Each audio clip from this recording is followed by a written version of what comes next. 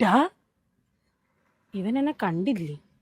ഡേയ് നിന്നിപ്പോ എല്ലാവർക്കും ഭയങ്കര കാര്യാണല്ലോ.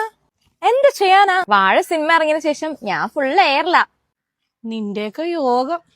നിന്റെ കാലല്ലേ വരാൻ പോന്നെ, ഇനി വിഷു അല്ലേ? വിഷു ആയാ?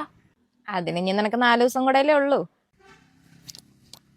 നീ ഇതെന്താ ചെയ്യുന്നേ? ഇപ്പൊ തുടങ്ങിയാലേ 13-ാം തീയതിയെങ്കിലും ആവുമ്പോ തീരത്തുള്ളൂ. വിഷുവിനല്ലേ നിന്നെ വേണ്ടത്?